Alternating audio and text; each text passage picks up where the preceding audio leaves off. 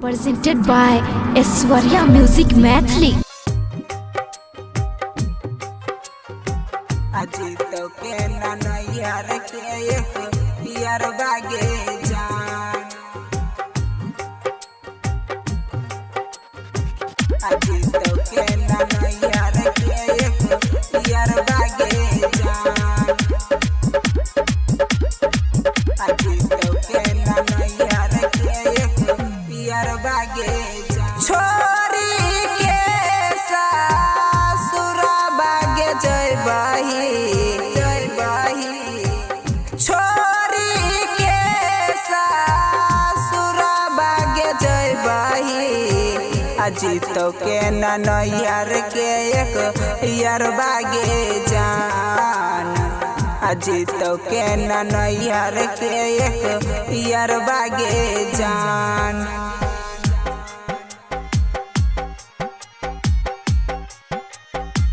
अजीत के नैयर के एक पियर बागे जान।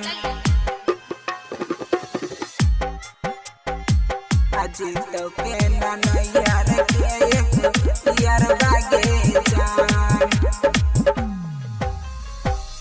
जब हमारा चल जाइबी दिलबा के तोड़ के, सच कहै छियौ फांसी लगैले बहु भोर के।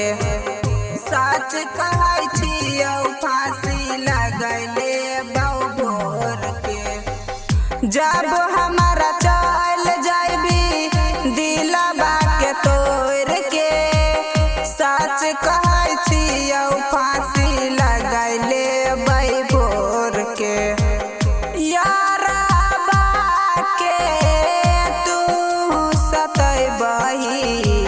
अजीत के नैयर के एक पियर बागे जान।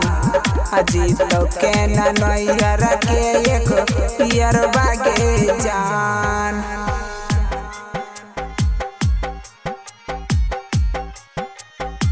अजीत के नैयर के एक पियर बागे जान। अजीत के नैयर के एक पियर बागे जान।